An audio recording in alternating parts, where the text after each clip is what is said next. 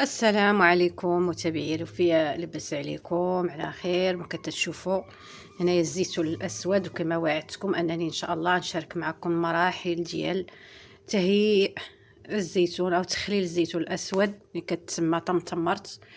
كل واحد في المنطقه ديالو تقريبا عندها اسم، عنده اسم.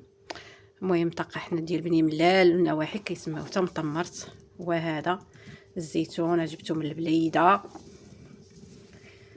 زيتون بلدي. انا ان شاء الله شوفوا درتو في واحد عندي كميه كثيره ما شاء الله نقاد. درتو في واحد الاناء كبير. غادي نحاول نرشو بشويه الماء، غير شويه الماء ماشي بزاف. علاش غندير هاد شويه ديال الماء؟ باش غادي ندير ليه الملحه. بسم الله على بركه الله. هي راه الزيتون نقي. هنا كتشوفوا علاش درت ليه الماء، باش غادي نلبسو بهاد الملحه هادي. الملحه الحيه اللي كنخدم بها هي هذه، ملحه ديال الزرادون، ملحه حيه طبيعيه. شوفوا ما شاء الله هي باش كنخدم. المهم واحد الكميه تقريبا هذه، راه عندي واحد 30 كيلو هنا ديال الزيتون ان شاء الله باذن الله. اللهم بسم الله وعلى بركه الله. اللهم يسر ولا تعسر، والله يسخر ان شاء الله يا ربي. المهم غادي نلبسو كامل. غادي تقريبا هاد الكياس درت ديال، غنزيد شويه الملحه لديك الزيتون اللي لتحت، غير يتلبس ليا بحال هكا بهاد الملحه، بحال هكا. يعني ما تكثروش لي الملحه بزاف باش ما يجيكمش مالح قاطع. هذه راه ما غاديش نديرها كامله. هاد الباكيه دايره كيلو ديال الملحه، عندي 30 كيلو ديال الزيتون. راه ما غاديش ندير تقريبا حتى النص ديالها، ما غاديش يكون كامل، نص ديال هاد يعني بحال ما كاملش نص، بحال ربعه الملحه اللي غندير. الملحه الحيه واحد الرابعه غنلبسها كامل بهاد الملحه هادي، وغنديرها فواحد البيدوزه. غنشارك معكم ان شاء الله جميع المراحل. وهذا الزيتون درتو هكا في هاد القريعه اللي راه كاين عندي كميه كثيره. الاخر درتو في بيدوزه كبيره، وهذا درتو هنا في هاد القريعه هادي. كتشوفوا هو ملبس بالملحه، ما كثرتش الملحه، تقريبا ديك الكميه كلها درت فيها شي تقريبا 300 غرام ديال الملحه. كديروها بحال هكا في هاد القريعه، كتسدوا عليها بحال هكا واحد ورق طهي مع بلاستيكه، كتسدوا مزيان. صافي كتخليوها حداكم غير فوق البوطاجي مره كل نهار، يعني تحركوها يوميا، تحركوها هكا، تقلبوها هكا، تقلبوها هكا، تقلبوها هكا، تتبقى يعني واحد المده حتى تيطلق هاد الزيتون كله، كيطلق المرجان. داك المرجان هو فاش كطيب الزيتون. المهم انا غنشارك معكم جميع المراحل. المهم هذه المرحله الاولى. بحال هكا ديروا الزيتون ديالكم وتبعوا معايا حتى الاخير. السلام عليكم مرة تانية. تتمة ديال تحضير الزيتون الأسود. يعني بعد ما كتديروه في الملحة الطريقة وريتكم، يعني كيبقى في الملحة واحد تقريبا واحد شهرين.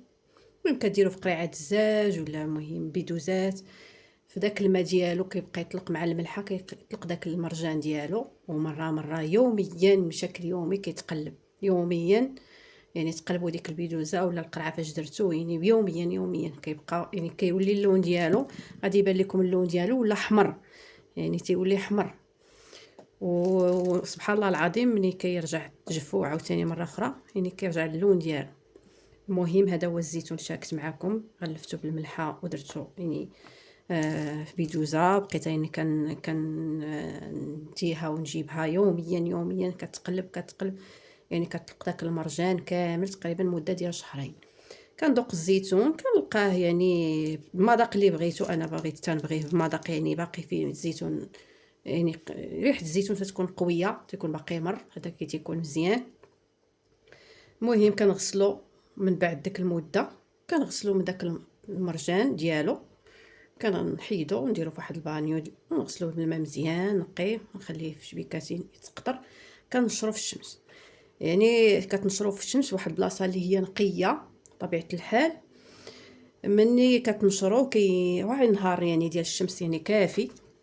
انا بالنسبه ليا هاد الايام ما كايناش الشمس الصراحه، واحد نص نهار اللي درتو في السطح يعني في الشميشه، يعني صافي ما يعني ما نشفش ليا مزيان. للاسف يعني الشمس بارده. استعنت بالفران، كتشوفوها هما لاطات ديال الفران. كتسخنوا الفران غير كتسخنوا واحد شويه، يكون يعني درجه حراره متوسطه ماشي عاليه. كتدخلوا ديك الطاوه تقريبا نيت كتسخن، يعني كيسخن داك الزيتون مزيان، كتحطوا عليه يديكم كتلقاوه سخون، يعني كتخرجوه من الفران يعني بركه. كتخليوه هكا شويه كتيبرد، وها هو الزيتون. يعني انا استعنت بالفران ان هاد الايام هادي كاين الجو ما كاينه الشميشه، جو يعني بارد، الشمس بارده. الطريقه ديال الفران عمليه بزاف بزاف. مهم هنايا كتشوفوا عندي بعض المنسمات باش غادي ان شاء الله نسم هاد الزيتون. عندي هنا عصير سيدنا موسى، ازير، عندي زيت البلديه، عندي الزعتر، عندي هنا الخلطه العجيبه كنشارك معكم دائما، اللي فيها يعني اللي فيها السودانيه، يعني الفلفله حمراء خضراء والثومه والاعشاب المنسمه وزيت البلديه. دائما كنشاركها في الفيديوهات ديالي السابقه. المهم هذه غنشرم لواحد شويه بهاد الشرموله، الاخر غنخليه يعني بالاعشاب المنسمه، نطريفات ديال الحامض بطبيعه الحال، وزويته بلديه بالطبع. المهم نمشي ان شاء الله للطريقه باش غنشرمل هاد الزيتون، يعني باش يبقى عندكم مده طويله ما تيخسر ما كيوقع ليه والو. شوفوا ان شاء الله الطريقه. صافي هنا انا تنجيب القريعه ديالي فاش غنديرو، يعني فاش غادي يعني دائما الزيتون الكحل ديرو اما في الطين ولا قريعه الدجاج يعني احسن. المهم انا بهذه الطريقه الا تبعتوا معايا انا كندير واحد الكميه، كندير شويه الاعشاب المنسمه، شويه الازير، شويه الزعتر، شويه اوراق الرند. انا كنكمل يعني انا بهذه الطريقه ما كيخسرش ليا الزيتون، كاين الناس كيخسر لهم كيغمل. المهم دائما ملي ديروا بحال هكا في قريعه ديال الزاج اولا الطين ما تغفلوش عليه، يعني ما خصكمش تغفلوا على الزيتون. دائما القرعه كتبقاو تحركوها، يعني كتحطوها حداكم، يعني ما كتبعدوهاش بزاف على بلاصه فين كطيبوا المطبخ. دابا راه هذا مازال واخا غادي يعني راه كتشوفوه ناشف، مازال غادي يطلق مع غندير عليه زيت بلديه، مازال غادي يطلق المرجان ديالو. مع المده كيطلق داك، عاود يزيد يطلق هذاك المرجان مزيان، كيحافظ عليه. صافي يكفي بهذا. بسم الله الرحمن الرحيم. والزيت البلديه نديرو كميه مهمه، حيت هاد الزيت هي الماده اللي كتحافظ عليه. نجيب الغطايه ديال هادي ونرجع معكم. وهنا كنسد القريعه ديالي بهاد الطريقه، كتحركوا طبعا بطبيعه الحال كيتحرك مزيان مزيان مزيان حتى تيتغلف كله الزيتون بالزيت، لان زيت البلديه هي الماده الحافظه ديال هاد الزيتون.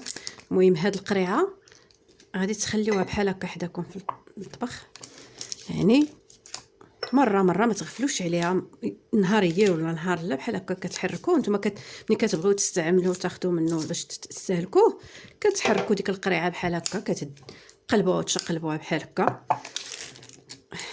صافي دابا هادو كتشوفوا ها هي الزويتينات ديالي. كاينه واحد الطريقه يعني الا خفتوا يعني كاع يعني جميع الاحتمالات، بحال الاخوات اللي تيكونوا الناس اللي في المدن الشاطئيه تكون الرطوبه، النسبه ديال الرطوبه كثيره. حتى انا راه في مدينه شاطئيه، ولكن كنحاول انا ما كنغفلش على الحاجه.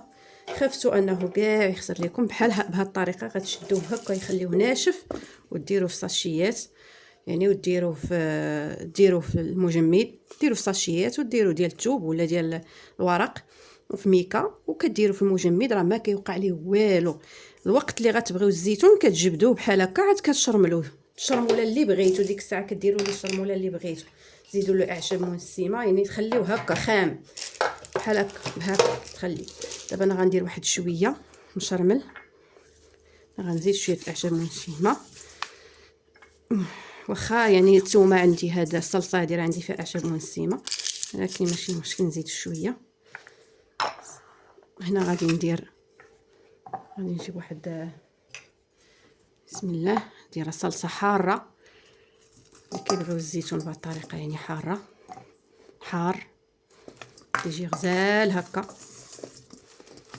غير واحد شويه ديروا واحد الكميه قليله. هذا الجديد تستهلكوا واحد السيمانه صافي. زيدوا شويه زيت زويته. صراحه هاد الصلصه هذه انا راه كنصحكم دائما ديروها، جربوها اخوات، راه عجباتهم بزاف وكلاو معتمدينها. كتهنيكم بزاف ديال الحوايج. انا كنستعملها يوميا في المراق، اي حاجه كنستعملها في الحوت. بسم الله. غادي ندير طريفه الحامض، حامض خضر ماشي مصير. غادي نزيد نعمر.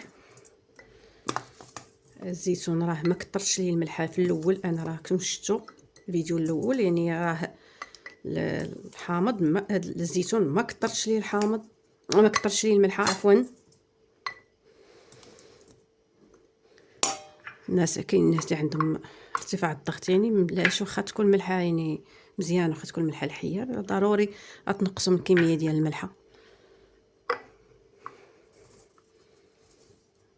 واحد شويه راه ما غاديش تضركم، واخا حتى الناس اللي عندهم ارتفاع الضغط واحد شويه الملحه يعني راه لا يضر. ممكن ديروه بلا ملحه، هو ما كيصبرش بزاف. الا درتوه بلا ملحه يعني شويه كيبغي، خاصكم مباشره ديروه في المجمد. صافي الصلصه ديالي كملها هنايا كلها. كتزيدوا تعمروا شويه الزويته. الحمد لله الزويته كاينه موجوده، خير موجود. المهم هذه تتبقى هاد القريعه هذه ان شاء الله نستهلكوها يعني قريبا، ما نخليوهاش تعطل بزاف. هكا اللي كيبغي زويتينات هكا مشرملين بهذه الطريقه هذه. وكاينين طرق بزاف، يعني كاينين اللي غيشرملوا بالكمون والثومه بوحدها، يعني اللي ما كيبغيش يدير الحار وعشب منسمه. المهم انا شاركت معكم يعني هاد طريقتين عندي معتمدين صراحه، وكاين طرق بزاف. وهذا هو الزويتينات راه اللي داقوا عندي كيعجبوا صراحه. كل عام الحمد لله كنوجد واحد الكميه اللي كتكفيني يعني عام، وباقي ديال العام اللي فات باقي عندي الحمد لله، وكيجي زوين وناجح. وهذا مكان والصحه والعافيه للجميع.